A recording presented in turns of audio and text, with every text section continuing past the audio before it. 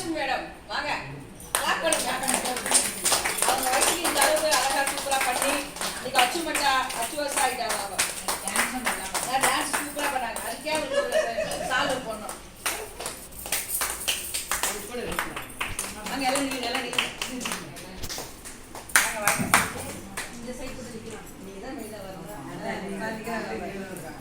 ஏதோ ஞாபகத்தில் இருக்கிறாங்க. அவங்க இவங்க தான் சேர்த்து விட்டவங்க எங்களை.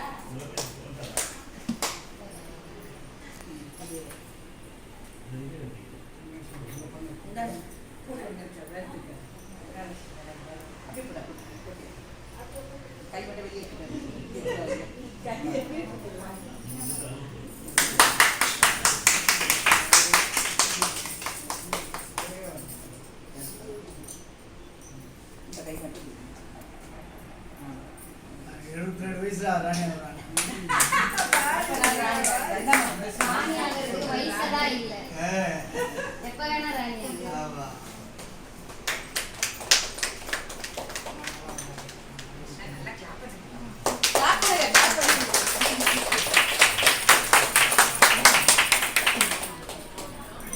செக் மாத்துங்க. பேரு மகாலட்சுமி பேரு எழுதுங்க. டேட்டை மாத்துங்க. மகாலட்சுமி டேட் மாத்துங்க. டேட் 9/1/2026.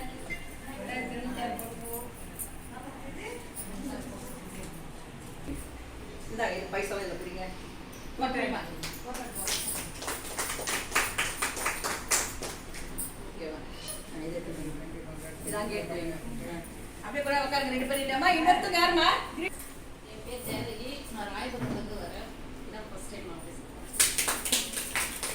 எவ்வளவு நாளா டிராவல் பண்ணிட்டு இருக்கீங்க? மாத சங்கத்து ப்ரோக்ராம்லாம் வந்து பார்த்துட்டு இருக்கீங்க. எத்தனை வருஷமா பார்த்துட்டு இருக்கீங்க?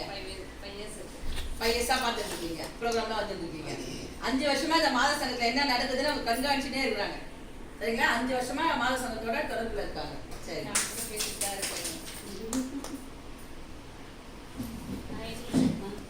சொல்லு. எத்தனை வருஷம் ஞாபகம் வருது அந்த வருஷம் சொல்லு. இந்த மாத சங்கத்துல எவ்வளவு நாளா நீ பார்த்துட்டு இருக்க செயல்படுறத? என் பேர் முத்துலட்சுமி. நான் திருவள்ளூர்லேருந்து வரேன்.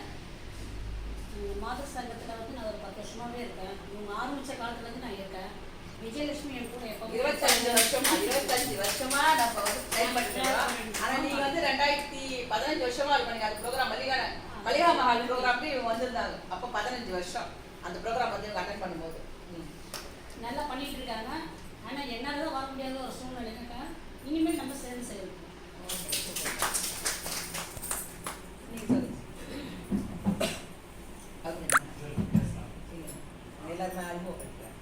அனைவருக்கும் மாலை வணக்கம்.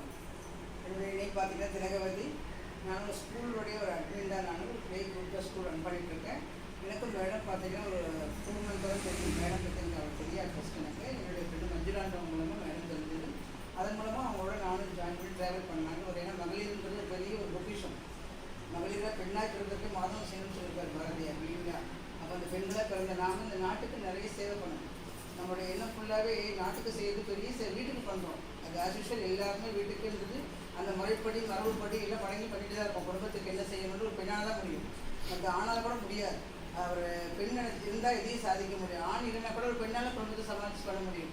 அதே ஒரு பெண் இல்லைன்னா அந்த ஆணால் அந்த குடும்பத்தை நிர்வகிக்க முடியாது. அவர் வந்து பல பிரச்சனைக்கு ஆளாக வேண்டிய சூழ்நிலை, வேறு மாதிரியான எண்ணங்கள், பல தரப்பட்டு குடும்பமே ஒரு யூஸ் த்ரோ மாட்டாங்க இல்லைங்களா? ஆனால் பெண் இருக்கும்போது குத்து விளக்கு மாதிரின்றது அவங்க பலதரப்பட்ட ஒளியை வந்து வெளியே கொடுக்குறாங்க. நமக்கு வெளிச்சத்தை கொடுக்குறது கூட பெண்கள் முக்கியம். அந்த விஷயத்தில் நான் சோஷியல் சர்வீஸாக பண்ணணும். எனக்கு ஒரு பெரிய ஒரு வாய்ப்பாக கொடுத்த இந்த மேடம் வீட்டில் வச்சுக்கிறேன். இன்றைக்கி இந்த மகளிரில் எனக்கு ஒரு டாக்டரேட் பட்டம் ஃபஸ்ட் வாங்கியிருக்காங்கன்னும் போது எல்லாருக்குமே பெருமை.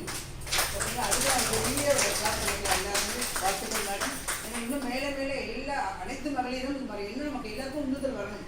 வீட்டில் ஹஸ்பண்ட் சொல்கிறாங்கன்னா கேட்டுட்டு வெளியே தான் இருக்க போகிறேன், வெளியே வரமாட்டேன், எனக்கு வந்து வெளியே போனால் பயமாக இருக்குது எனக்கு, இதெல்லாம் சொல்லி நாமும் பேசிக்கிறது தான். நம்மளுடைய எண்ணங்கள் தான் எல்லாமே செயலில் காட்டணும்.